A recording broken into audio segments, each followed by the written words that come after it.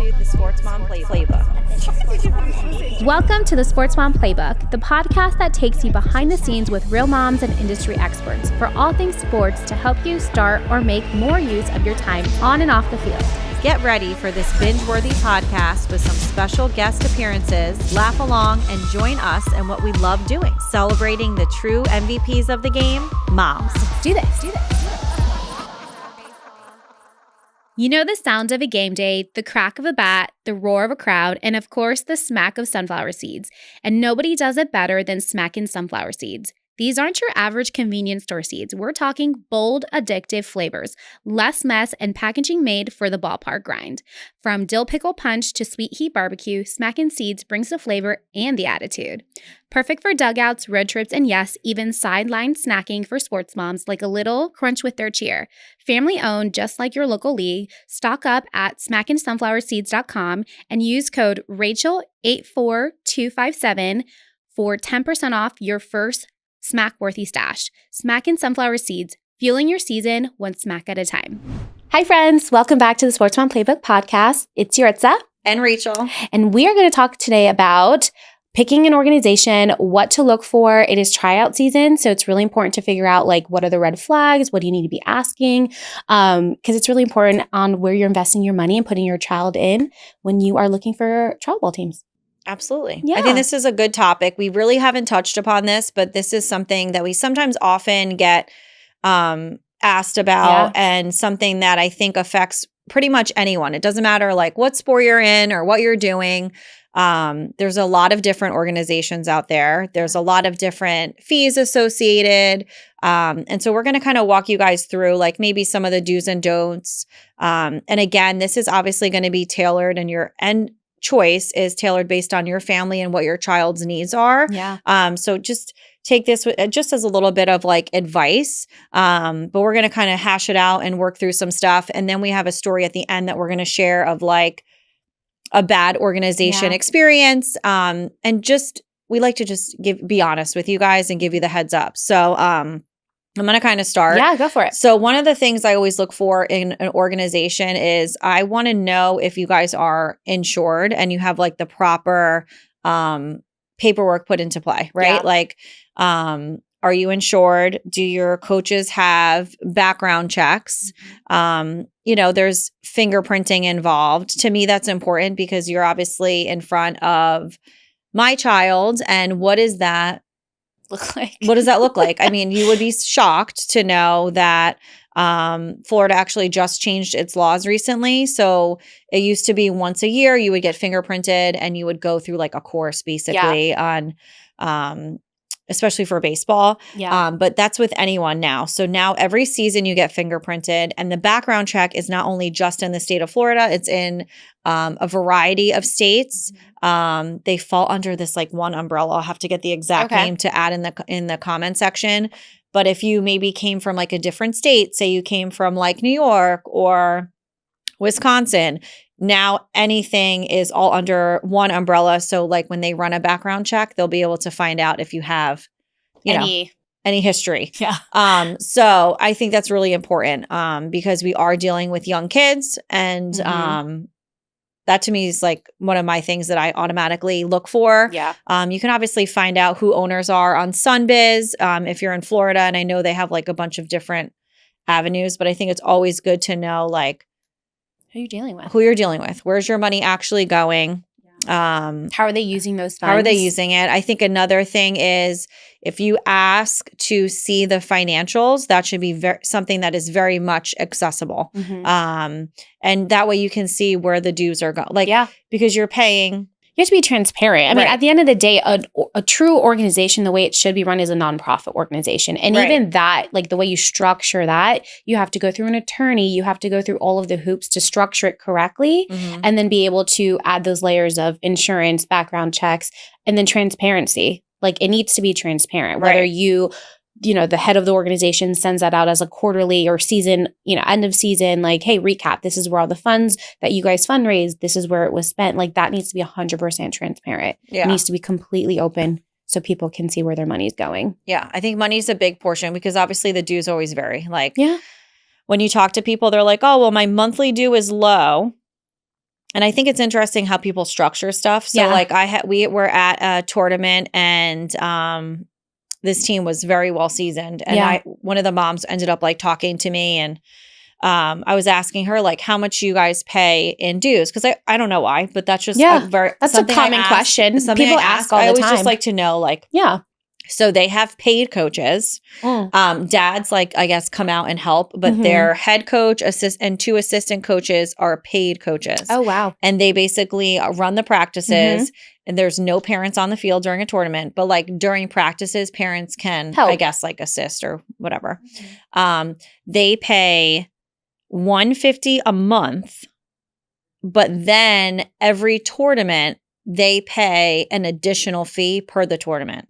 Interesting. Is that to cover the salary or the pay for those coaches? So I don't exactly know. Like she couldn't tell me exactly, which I thought was interesting. Okay. The fact that she couldn't tell you. She couldn't tell me. Okay. Because I was like, oh, is the 150? Because, I asked her how many kids are on the team. She said 12. Okay. And they're in which is standard. Yeah. And she was like, we run a heavier roster because he doesn't want to have to guest play. He'd rather work with the kids and get them like comfortable playing together than have to be like guest playing. He's like, she told us that during their like, I guess like orientation or whatever, he was like, I really don't like guest playing personally because then we have some kid and sometimes can mess up the dynamic. And then we have him recruiting for other teams. He's like, it's a little messy. He's like, it's just like a lot of drama sometimes. Yeah. And he's like, the boys, have put in the effort. I'm going to give them the opportunity first.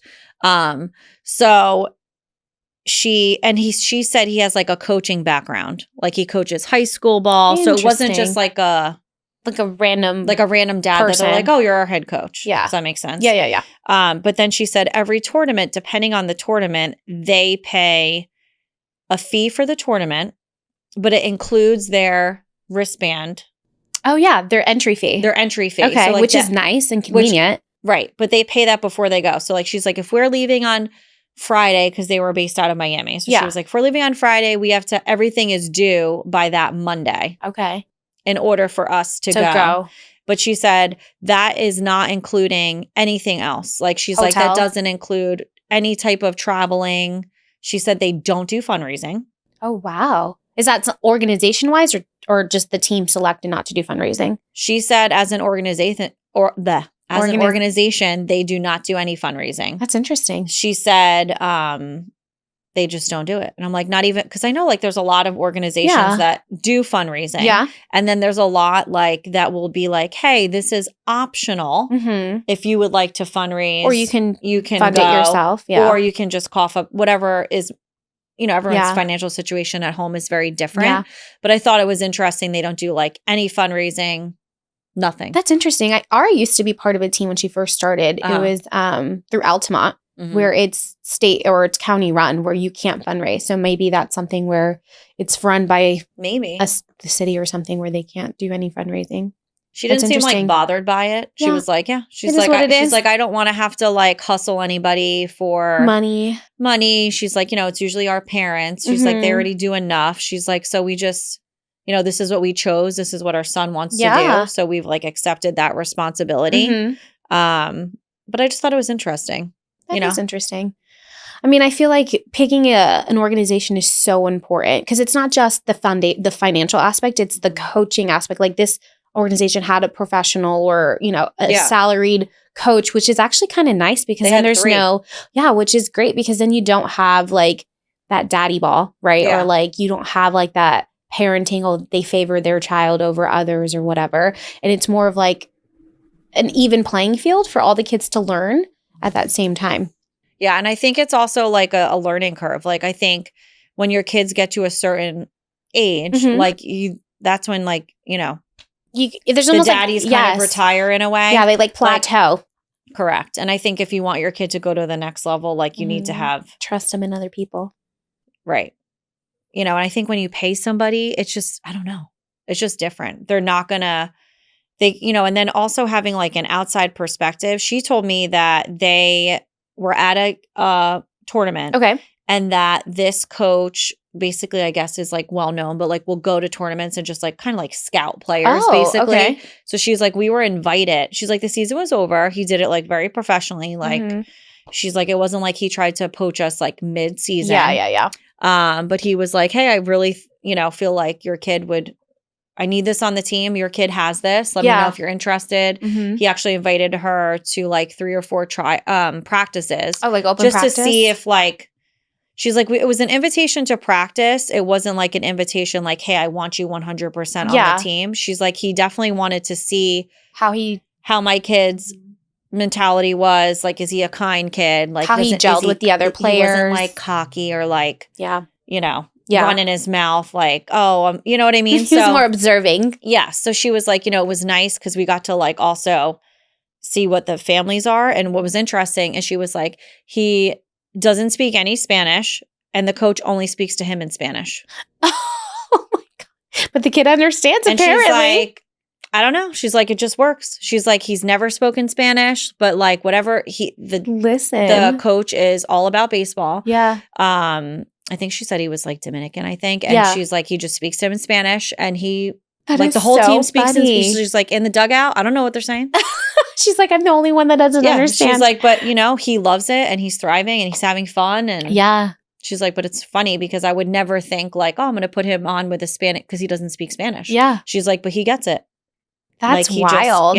It's just that baseball lingo and that language. Yeah. And also the visual aspect too, I'm sure. Yeah. Because if you can't communicate verbally, you got to show them something. Yeah. But I mean, that was the team. I think they had actually won. They had won the World Series. I think they had won it. So like, she was like, we go to tournaments. She's like, we win. She's like, but none of these kids have like ever played together before. He basically pulled kids from different areas and basically like made this team. That's amazing. That's pretty cool. It is cool. Yeah. I feel like every organization is structured so differently. Yeah. But that's a unique one. I never seen it to that capacity. Yeah. I mean, but they acted like, okay, I thought it was interesting that they've never played together, but when they were on the field, you would be like, oh man, they've played together for years. So they were very in sync. Which is nice. That's probably what he was doing when he was inviting them to come out to the practices was really like, let me see if they gel together. Like, can they communicate on the field? I feel like that's so important. Yeah. So just, there's people that pick up like collective teams for tournaments and stuff like that. Yeah. And they never played together. And then you can tell like it's just off a little bit. Yeah. So it's interesting to see that. Yeah. No, but she was like, we love it. We've had a great experience. But I thought it was interesting that they pay for tournaments before they go. Like the whole thing. Right. Because another thing too, when you're going to tryouts and stuff, 9 times out of 10, like they already have their tournament schedule for the next season. Correct. So I think as a parent, like that's an opportunity for before you go to the tryout and you're like signing up, hey, reach out to the organization like, hey, can I see your tournament schedule? Yeah. Because if you see the tournament schedule and you are like, oh, I'm gone 4 weekends out of the season, to me, it's like a disservice to the team to sign up to be a part of that. I feel like, and I think having those, like asking those questions, like as you're about to sign up, like, do you have your schedule? It just shows almost organization in the sense of like everything's already structured. Right. There's no question or no like confusion as to what's expected because you're laying out the dates. And there's some conflicts, like if people have a wedding or a vacation, right? Which is fine. Yeah, and like 1 weekend is fine. Yeah, but when you're gone, like, hey, I'm gone 4 out of the 8, right? That's obviously okay. Maybe this may not be the best fit, or maybe not this season. We try it another season. Yeah, because what if that organization also doesn't keep like they kept a heavy roster, so they don't have to worry about guest players and stuff. Yeah, I always feel like you should keep a little bit of a extra body or so, just because you never know, one player gets sick or if they get injured. We've had that too, where we had kids that either injured their leg or they were just out sick, and we had to like fill them in the game. Yeah. But what are things that you you guys have your own organization. We do. So it was a big learning opportunity for us when we started the Central Florida Flamingos, was because it was something that we never done it before. So It was a lot of research. It was a lot of like, how can we make sure that we're structuring it correctly, ethically, transparently? That was something that was really important to Patrick and Katie, was making sure that foundation was already structured. So just doing the research, going through the legal actions of making sure that we file correctly as a nonprofit organization, making sure that the bank and the accounting aspect is super transparent and just organized. So we have someone that does the accounting for us. They like do the invoicing. They allocate. So these each were the parent gets funds. like an invoice a month, or do they get one for the season? They get one for the month. So it's a okay. monthly payment. So, softball and baseball, it's separate. So they'll do like an invoice and parents will pay for that invoice. And then at the end of the season, they can request, or Patrick will disclose, like, these are the funds that were collected from our dues. Right. And then we actually include the wristbands, like those like gate fees. Yeah. Instead of bringing primarily cash in or softball, having to buy it before. Yeah. So this is probably in softball, because softball, they do that more than in baseball from what I've seen.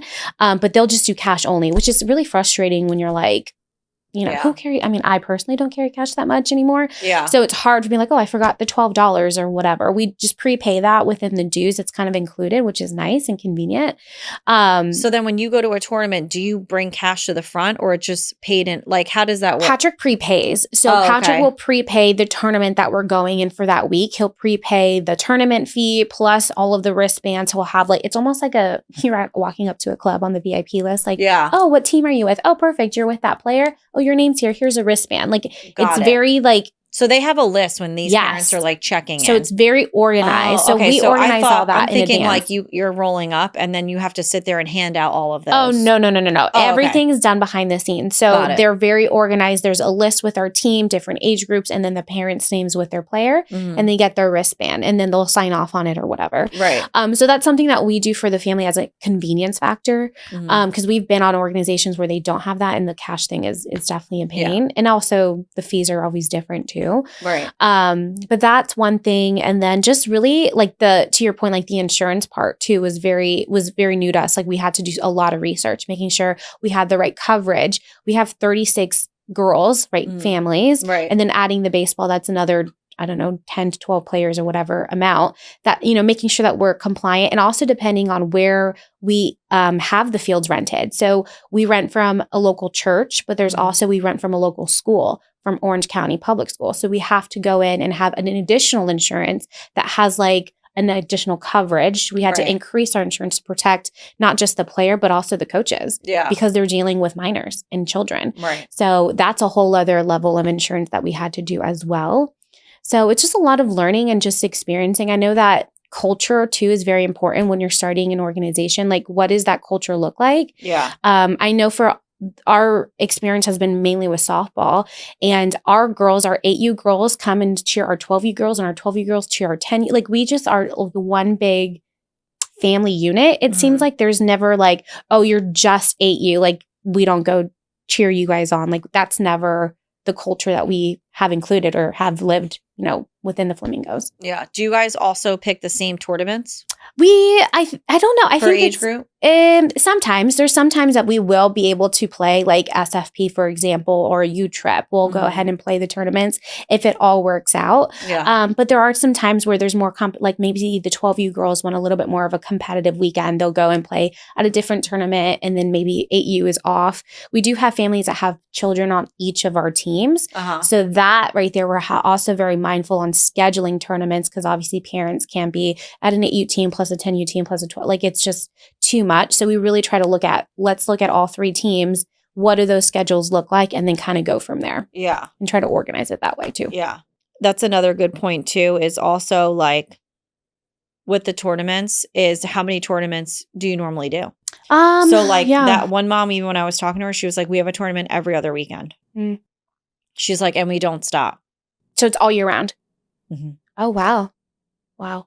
That's, so there's no off time. That's a lot. And they don't always play like in their backyard. I was going to say, they must travel if they're coming from Orlando. Like for us, we can go 40 minutes in. I feel like there's a lot of opportunity to play here. We're in Central Florida. Under an hour. Do you know what I'm saying? Yeah. The radius there's a lot of options. When I was talking with her, I felt like they had to physically travel because there wasn't a lot for them. Locally. Yeah. I mean, obviously when we're going to these places, it's like kids we've all played with. You know what I mean? But at least we're going in out. Like they're traveling further out. Yeah. Yeah. There was people that last tournament we played, obviously it was a global series, but we had people from like Texas and like they had all across the country. Yeah. It was wild. Yeah. There was it a really lot of cool to Texas. see. A lot of Texas. There's a lot of Texas. And there, Yeah. what was the other one that there was a lot of? Oh my goodness. Illinois, was it? Maybe. Remember when he was like, I don't know. I just remember at one point he was announcing Oh, all at the states that were there. Yeah, and I'm opening like, ceremony. where did these people come from? Like, that's far. Yeah. Yeah. It's far. And I imagine the Puerto Rico came. Oh, yes. There was like so many teams from Puerto yes, Rico. PR. Yeah. That was wild. Yeah. Like that's an expensive trip. And they have all the swag. They do have all the swag. But They that was do. an expense. I mean, I can't imagine having to fly Yeah. on top of like the hotel, the car. I feel that's a lot. Yeah. And I think the older our kids get, the more expensive it's going to be because we have to then, let's say we dominate the local tournaments, then we Right. have to expand out to maybe potentially the Panhandle or Alabama or Georgia. But and even like, the Panhandle's not that bad because we could Mhm. still drive. Oh, like yeah. I feel like I mean, for you hate us- road trips though. I would fly. They can all drive. Yeah. But like I feel like overall, like it's really not that bad. Yeah. In the sense of what we have at our fingertips Correct. in the state, I feel like it's not bad. No, it's bad. We can't complain. Yeah. Like I don't We think can't it's bad complain. at all. What is another thing that I think is important too is like how many tournaments do you want to play? Because Yeah. I think every organization is very different. Like they do all year round, right? Mm-hmm. And then, some are like, oh, for a season we just do 7, Yeah. or we do 9, or we do, Yeah. So I feel like that. I mean, what do you feel all like year round is a lot. what do to you be feel like the honest with standard you. is though for a season? I would say anywhere between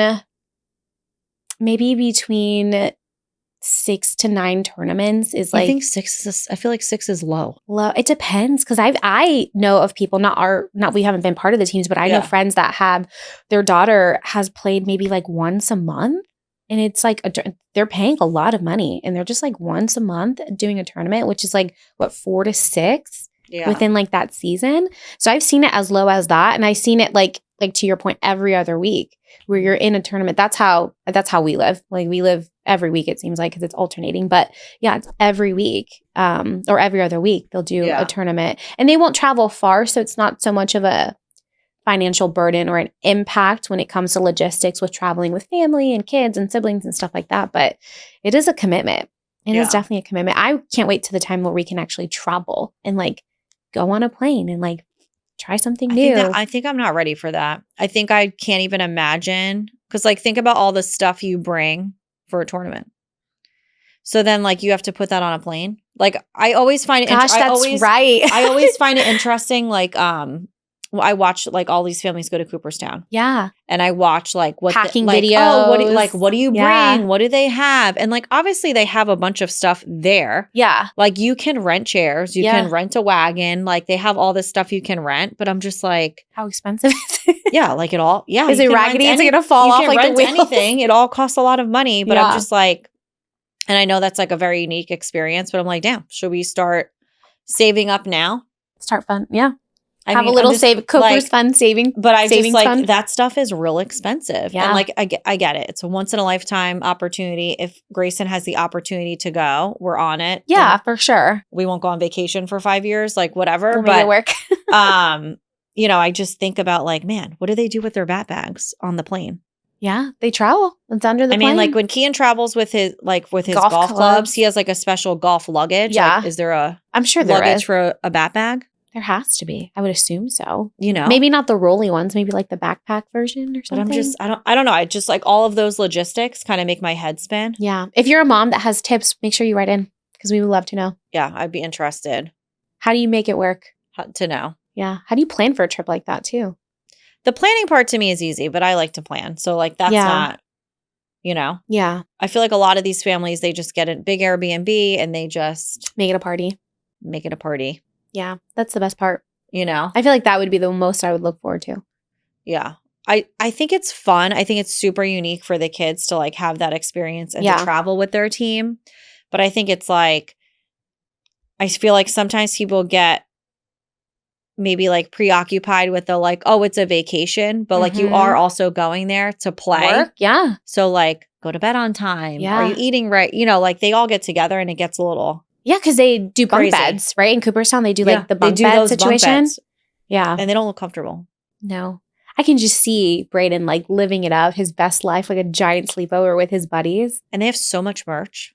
Oh, yeah. I bet that's where they make They a have lot like of money. all kinds of stuff, like pins and like, you bring your own pins, like that kind we of. saw that too in That the tournament alone, last time. that alone. So like I had met this guy at UCF when we went to the UCF game, Yeah. and he had given me his like thing. Yeah. And like after the World Series, because I didn't know you could do the pins and stuff like that's that. a thing in softball too.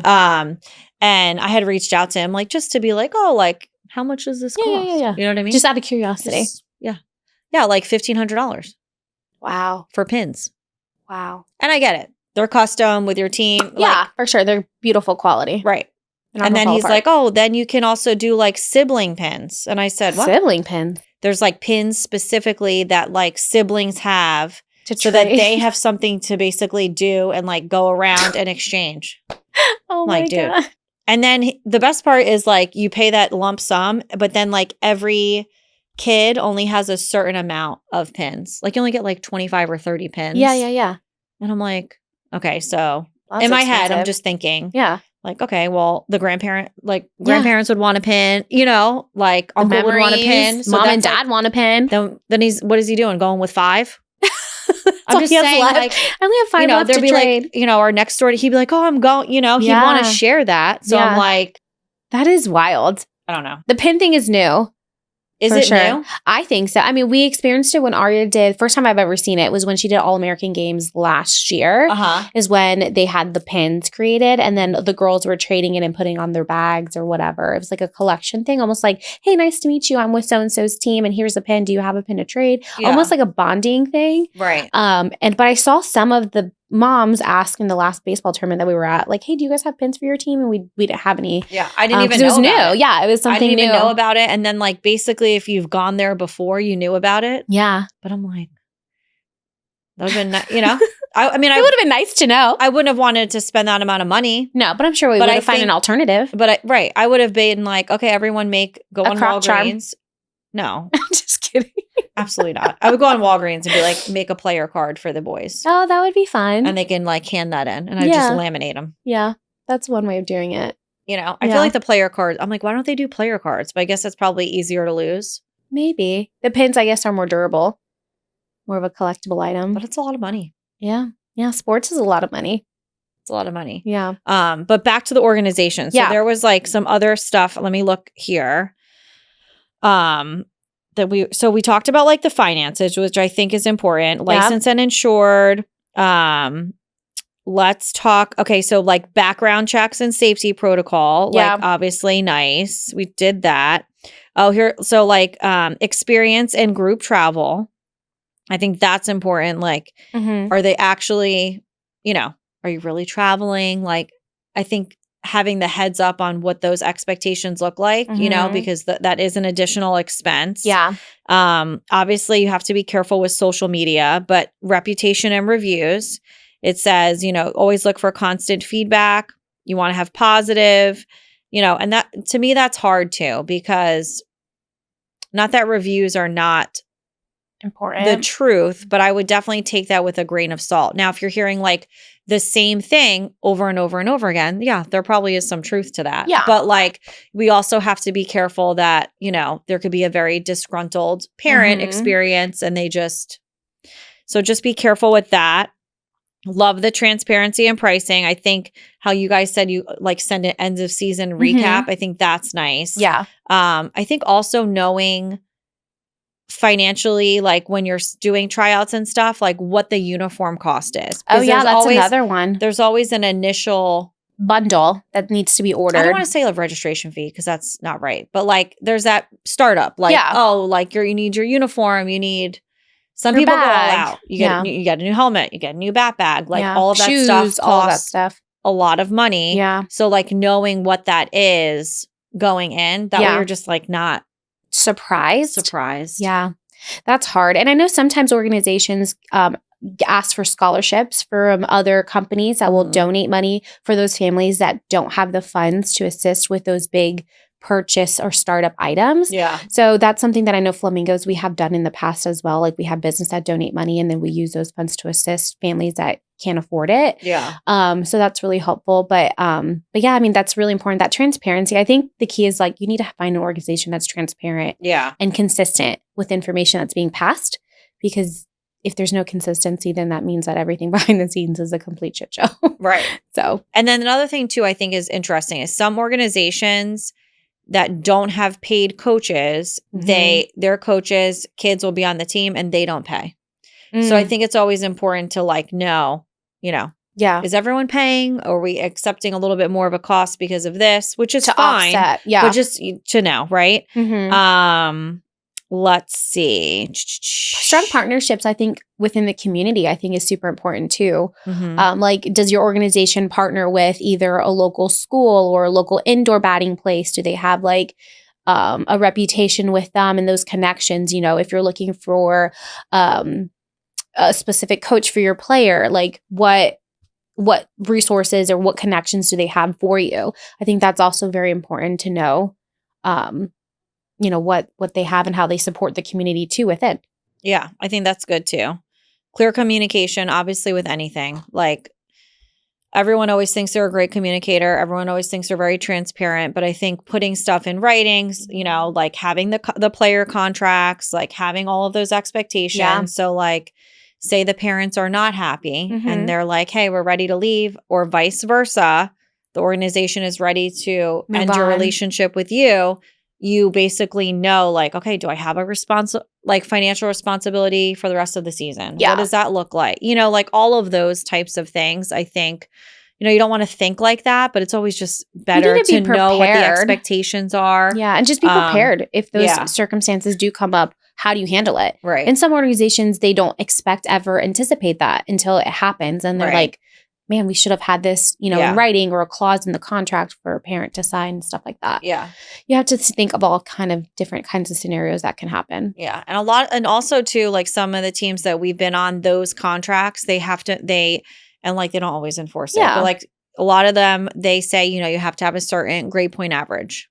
Oh, yeah. Like keep your grades up. You can't just, so not only having the contract, but also like making sure that they're holding everybody to the same accountability level, I think is also really important. To me, I like smaller organizations. I don't want to go to an organization that has like 100 teams. Like personally, that's just for me and for my family. I'd rather do with something that's like smaller, like a boutique style organization that is like, you kind of know what you're getting. But I feel like there's a lot of organizations, and we're going to talk about one that like share the same name. Yeah. But are you really under that organization? Are you like a branch on the tree? So I think just kind of being careful too when you're because that reputation looking follows. At review. Well, right. Yeah. And that's again with the reviews.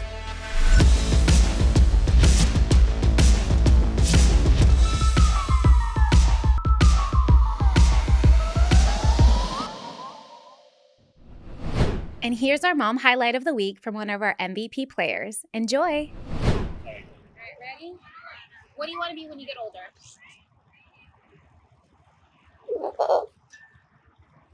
I don't know.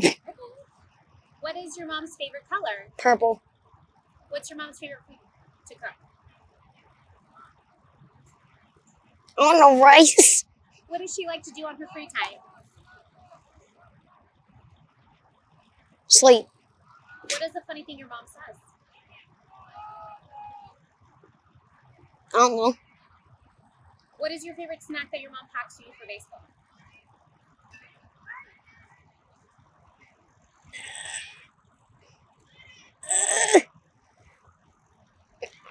Chips. If your mom was an animal, what would she be and why? She never told me that. I don't know. And what makes your mom laugh? My stepdad. Do you want to say anything to your mommy? Love you.